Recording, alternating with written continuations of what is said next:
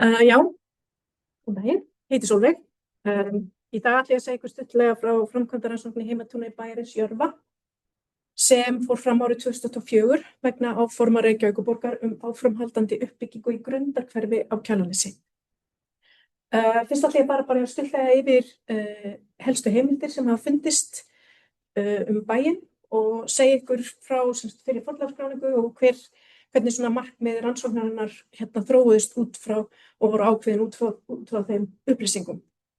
Ég mun fara yfir hvernig rannsóknarsvæðinu var skipt upp, hvar við tókum skurði á svæðinu og út frá því fara dýpra í hvað við fundum í þeim og það hvað var það húsakost og gripafundi.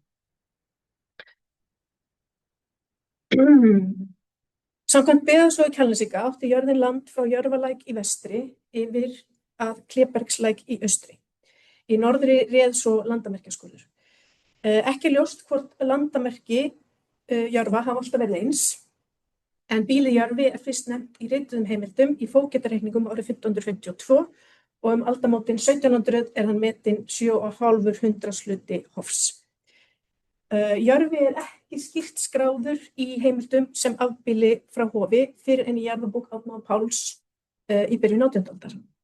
Nafn bæjarins skráð einna fyrst í varðveittum sóknarmantölum Kjalarnesinga, Kjalarnesþings árið 1758 og nafnið skráð í mantölum á ýmsan hátt á 18. og 19. öld. Eins og sést hérna. Eftir 1700 virðist byggð í Jörfa vera orðin nokkuð samfellt og lifðu bændur í Kjósarsýslu bæði á landbúnaði og fiskveiðum fyrirgefið. Í jarðabók Árna Páls einungis nefnd vertíð frá byrjun febrúar fram í miðjan maí frá hofi og hjáleigum, en í seinna tíma heimildum var virt útræði frá Jörfa, vetur, vor og haust, oft við erfiðar aðstæður. Lengst af var þar einbýli með 6-10 manns í heimili, en og eftir 1870 var þar tvíbýli í nokkur ár. Við gerð jarðamats miðjan 19. öld var Jörfi alltaf skráður sem afbýli frá hofi og metinn á 700-900. Jörfi missir svo til allan búfénað í fjárkláðanum eftir miðjan 19. öld, svo hugsanlega hafa fiskveiðar orðið þar megin atvinnan tíma þar til hægt var að endurnýja bústofninn.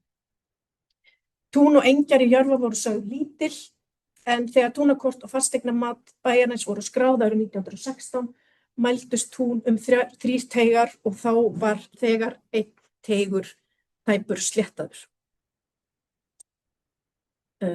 Aðrir hlutar túns voru sagðir sléttaðir af náttúrunnar hendi. Í fasteignamati voru einnig skráðar útslægjur í nálægum mýrum, nægt móttak og vatnsból bæjarins var sagt í Jörfalæknum, fast vestan við bæjarhúlinn. Byggð í Jörfa hefur þó verið eitthvað stopul því að á þessum tíma var jörðin skráð sem eyðibýli. Þó var landið ennþá nýtt af eiganda og hofsbónda og árið 1918 var jörðin að mestu orðin hans eign. Eftir það jörðin metin sem eyðibýli frá hofi. Samkvæmt byggðasögu Kjalarnesinga var Jörfi byggður svo upp aftur og eftir 1943. Þá voru hús reist utan gamla heimatúnsins, nokkuð ofar og norðar en gamli bæjarhóllinn og jarðrækt hófst þar á ný.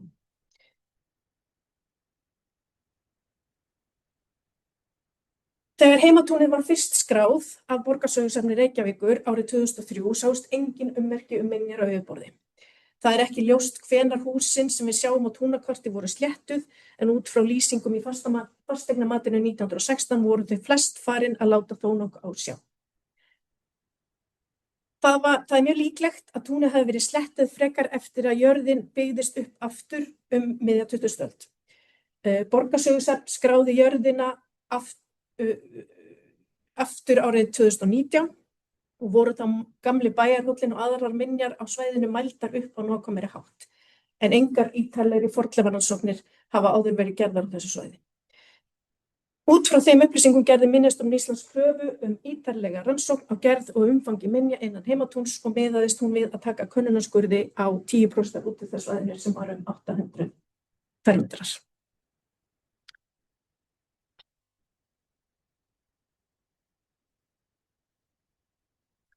Hérna sjáum við rannsóknarsvæðið, og þetta túnakort, hér er búin að fella túnakort heimatúnsins Jörfa frá 1920 yfir loftmynd af Grundarhvarfi og eldri loftmynd af frá miðri 20. öld af heimatúninu.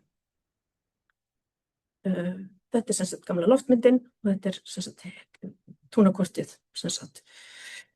Tvö lækjardrög afmörkuðu heimatúnið í Jörfa beggja vegna, Jörfalækur að vestan og svo annar ónefndur lækur hérna að austan.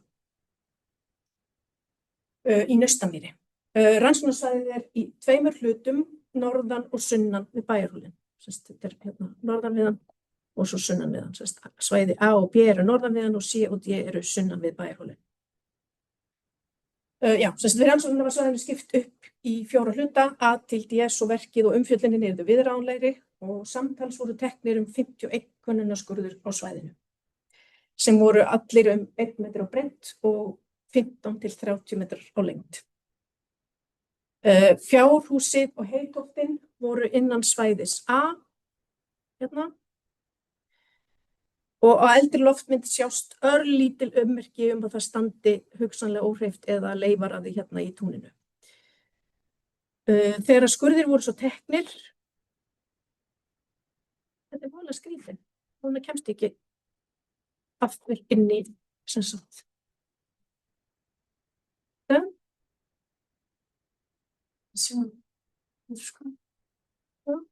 þegar ég ætla bara að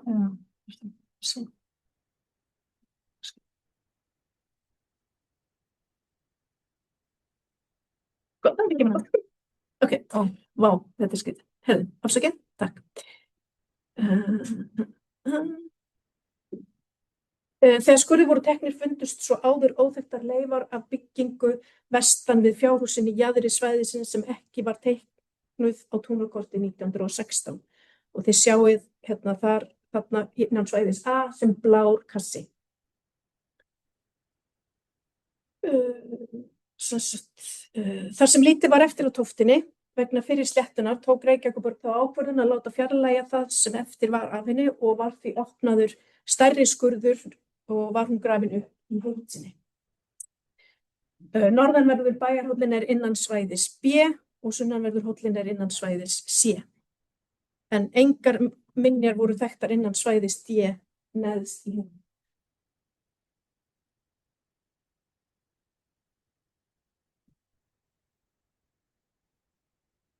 Hérna sjáum við svo heimatúnið og við horfum niður í sjóð suðvestur.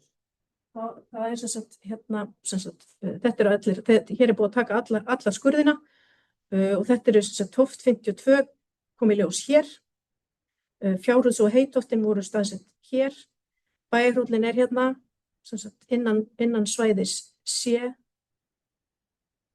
B og C, hérna, sitt hvor megin við hérna Bæjarhóllinn. Og svo var heimreiðin hérna upp að húsinu hérna úr þessari átt. Og hér eru þekktar líka rústir og naustarúst hérna fyrir neðan og utan hérna rannsóknarsvæðið.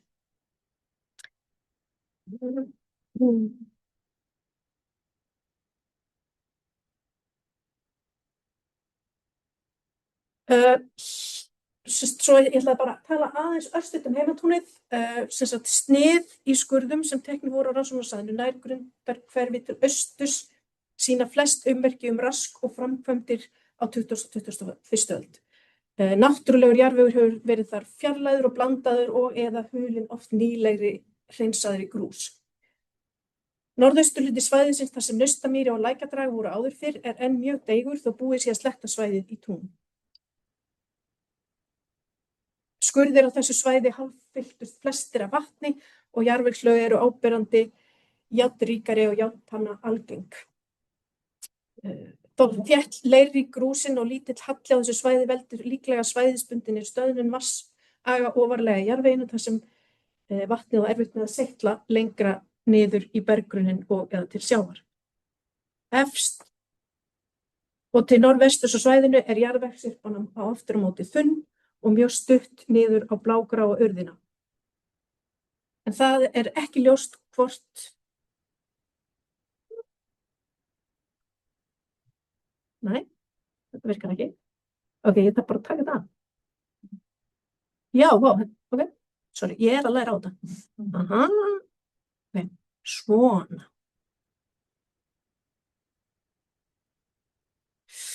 Já, en það er ekki ljóst hvort það er vegna jarðvegslofts efst á svæðinu í urðarkampinum eða sléttunar á 20. öld.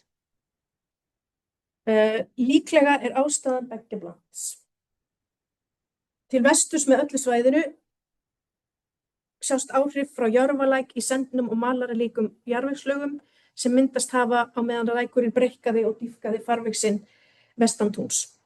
Sunnar nær bæjarhólnum er jarðvegssyrpinn fínni og þykkari en þó er jarðvegur oftast greinilega blandaður í efri hluta vegna sléttunar og hugsanlega plægingar. Náttúruleg jarðvegssyrpan er skorin og eða horfin í kringum bæjarhólinn vegna þessa rasks og á fjárhúshólnum má sjá ummerki að grunnur húsanna sem þar voru byggð hafi verið grafin niður fyrir forsögulegar syrpur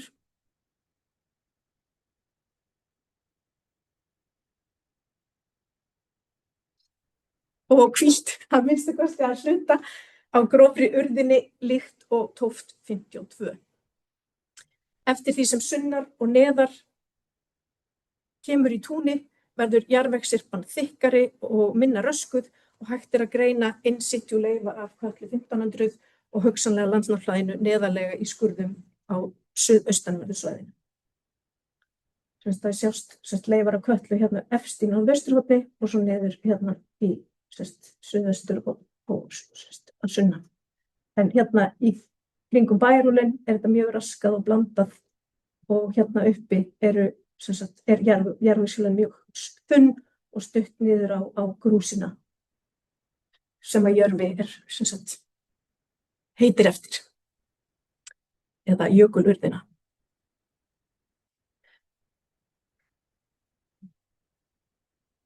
Ellefu skurðir voru teknir á norðaustanverðu svæðinu þar sem líklegast var talið að fjárhús og heygarður hafi staðið áður en þau voru sléttuð út á 20. öld. Með hæðarmælingum var hægt að greina óljósar leifar af rústahólnum sem var líklega að minnsta kosti 24 metrar langur og 14 metrar á breidd en hann er í dag aðeins 0,3 til 0,5 metrar á hæð vegna túnasléttunnar. Mjög lítil ummerki fjárhúsið hafa varðveist annað en stöku hleðslugrót og niðurgröftur ofan í eldri jarðvegslög sem gætu hafa tengst undirstöðum hússins. Skýrustu ummerki eru nyrst í skurði 1 þar sem skráður var ulaga skurður með hugsanlegar hey- eða tafleifar í botninum. Skurðurinn gæti hafa verið hluti af heygarðinum sem þar stóð en ummerkin eru mjög brotakennd. Talið er líklegt að húsunum hafi verið ýtt út úr heimatúni út í mýrina til austurs og komu í ljós hugsanlega leifar af byggingarefni þess í skurði 12 alveg austasta svæðinu. Á þessu svæði fundust aðallega brot af flöskugleri og málmleifar frá 20. öld. Og það er mjög ólíklegt að eldri minjar hafi leynst undir sverði, undir fjárhúsinu. En eins og segi vegna sléttunar þá er ekki hægt að segja neitt svona konkrétt það. Skurðir 29 til 32 voru teknir í bæjarhólinn og reyndust leifar hans mjög grunnt undir yfirborði. Aðeins var þar grafið niður á minjarnar en ekki í gegn eins og í fjárhússkurðinu. Bæjarhóllinn er 40 til 50 metrar í þvermál og líklega 1,5 til 2 metrar á þykkt. Það er ekki alveg víst.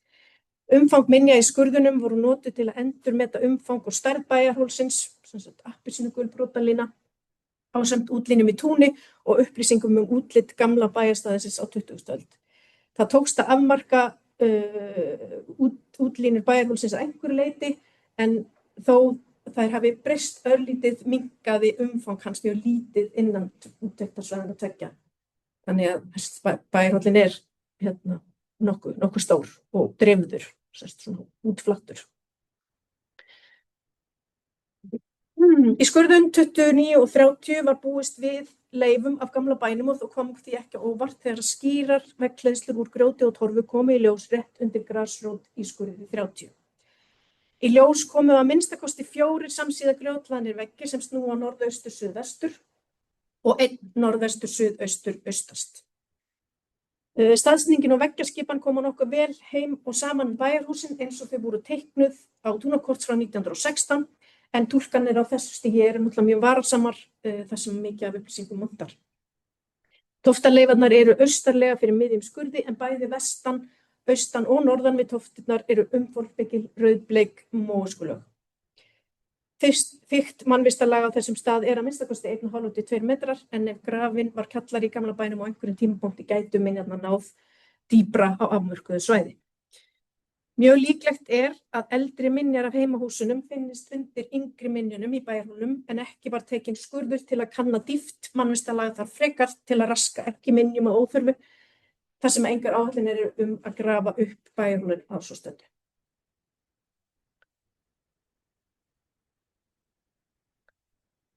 Í skurði 31 yfir suðurenda bæjarhússins komu í ljós 3 samsíða grjóthlaðnir veggir sem líklegast eru leifar af kálgarði og tröðum heim á bæ. Ekki er þó hægt að staðfesta þær kenningar án frekar uppgraftar á svæðinu.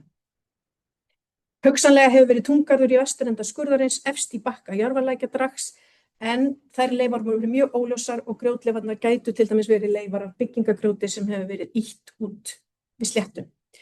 Engar skýrar veggjarleifar eða mannvistarlög komu í ljós nyrst í skurði 32 og engar skýrar minjar eru sunnar í skurðinum.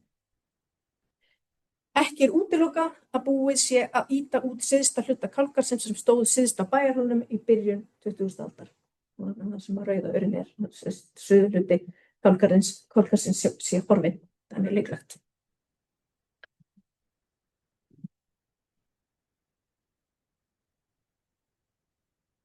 Hér má sjá leifar af skeljaruslahaug og móösku í sniði í norðurenda skurðar 29 norðan bæjarhússins sem gefur til kynna að beita hafi hugsanlega verið unnin og línur beittar heima við bæ í Jörfa á einhverjum tímapunkti. Reikna má með að norðurhluti bæjarhússins hafi verið sléttaður og við þá sléttun hafi mannvistarlögum eitthvað verið smurt út, því í skurðunum stutt norður af bæjarhúsunum eru jarðvegslög mjög bleiklituð og greinilega blönd móösku.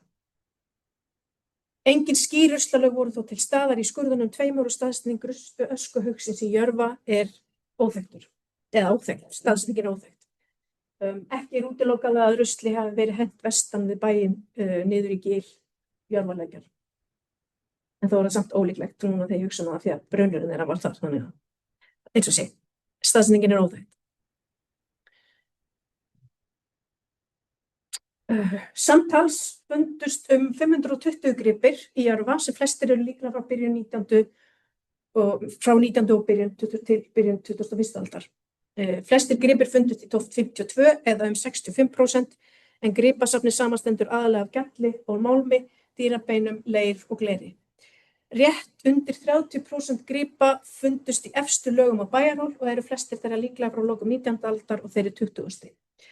Flestir gripir komu frá sjálfum bæjarrústunum í skurði 30, en þó fundust einnig nokkrir leir- og glergripir í sunnanverðum hólnum sem gefur til kynna einhverja dreifingu gripa frá bæjarrústunum til suðurs, hugsanlega vegna sléttunar.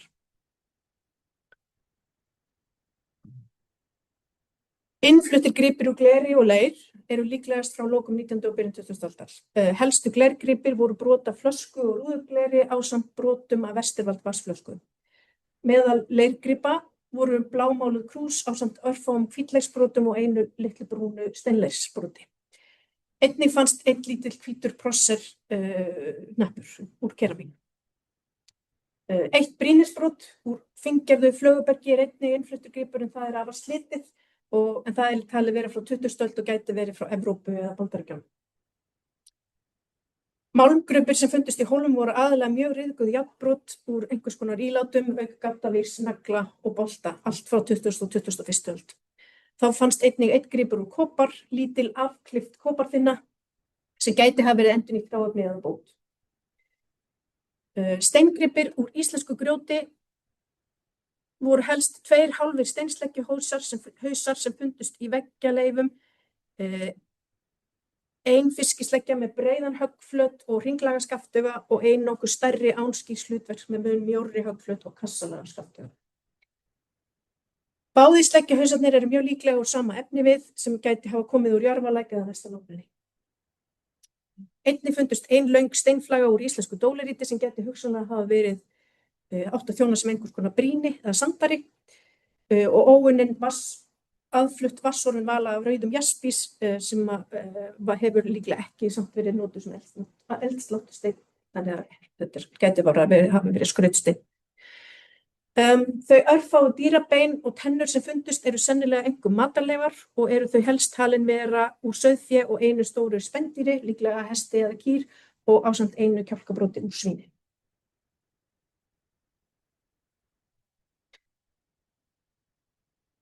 Efst í túnanískurði 1921 kom svo í ljós lítil áður óþekkt tóft. Tóftin var 70 metra norðan við bæ og satt þar krummt beint ofan á jökulurðinni.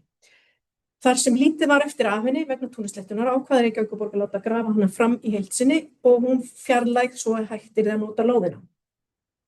Uppgreftri tóftarinnar stjórnaði Stefán Ólafsson. Tóftin var tæpi 9 metrar á lengd og 6 metrar á breidd og sneri norður-suður. Í henni var hægt að greina að minnsta kosti 3 byggingarstig, nýting hennar hefur verið margþætt og byggingarhlutar margnýttir og endurbyggðir. Þegar tóftin var fyrst byggð var líklega skorinn pallur fyrir hana niður á urðina í gegnum jarðvegshulu sem innihélt Kötlugjósku frá því 1500, svo tóftin er frá 16. öld eða seinna. Elsta byggingastigið var mjög illa varðveitt vegna seinni tíma breytinga á stigum 2 og 3. Inni í tóftinni fundust engin skýr gólflög eða stóðarholur en þó fundust þar leifar af skeljalinsu og eldstæði sem hugsanlega var seinna fyllt af grjóti og endurnýtt sem undirstaða fyrir stoð á stigi 2. Tóftin gæti hafa verið tvískipt og notuð hugsanlega meðal annars sem fiskihjallur og beituskúr. Þannig sjáðu hérna var eldstæðið sem var fyllt upp með grjóti, hérna var skeljalagið og hérna er skeljalagið og hérna sjáum við leifar af Kötlu 1500 gjóskulaginu.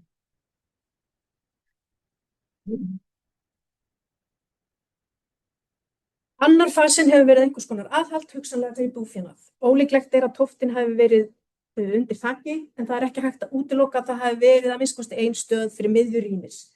Veggir voru þó að mestu uppmokstur og grjóti illa raðað upp svo þeir teljast að minnsta kosti ólíklegir þess að geta haldið uppi mjög viðamiklu þaki. Yngsti fasinn hefur verið vinnslurými sem byggt var utan og ofan í elstu tóftina. Austurveggur elstu tóftar var að hluta fjarlægður fyrir þetta nýja rými og nýr veggur hlaðinn utan við að suðaustanverðu. Gamli austurveggur elstu tóftarinnar var þannig undirstaða fyrir gólfi rýmisins. Í rýminu var 2 cm þykkt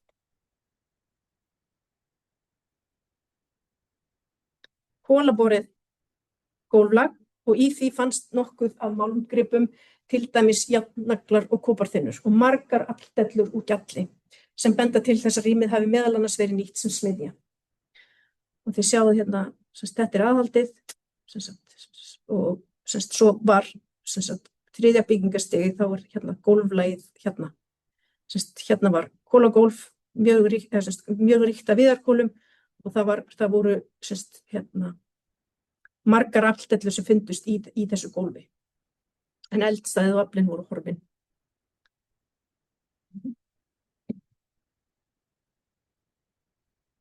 Gripir sem fundust í tóftum eru flestir úr smiðjugólfinu og kom skemmtilega á óvart hversu margar afldellur fundust í suðurenda hennar. Engin skýr ummerki fundust þó aflinn og ekki er ólíklegt að hann hafi verið fjarlægður eða honum ýtt í burtu við túnasléttun. Kóparþynnur og ræmur fundust einnig í gólfinu ásamt miklu af fíngerðu brotajárni og naglabútum.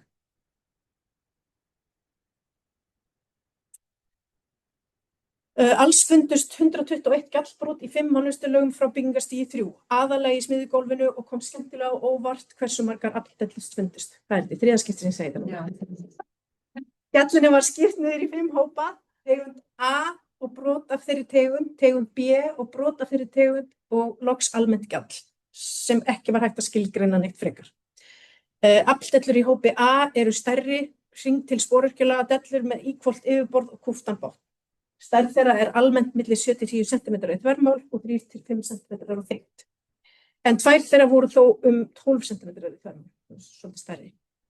Tegund B eru áberandi minni og mun þynnri dellur, minni en 3 cm á þykkt, sporöskjulega til aflangar með botn og yfirborð sem ekki eins vel mótuð og tegund A.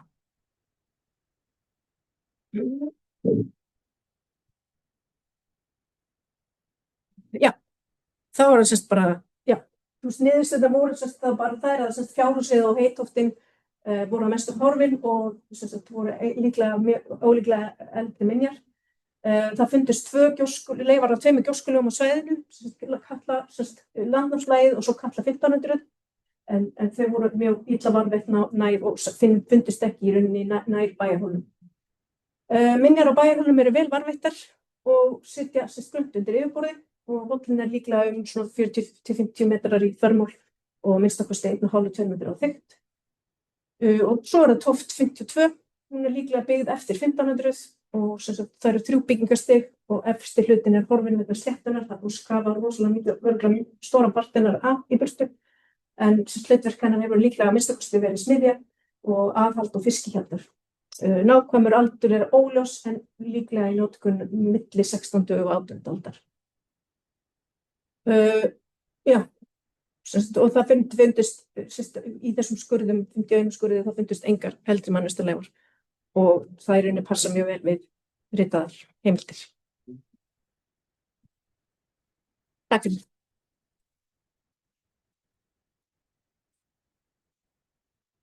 Takk fyrir kærlega.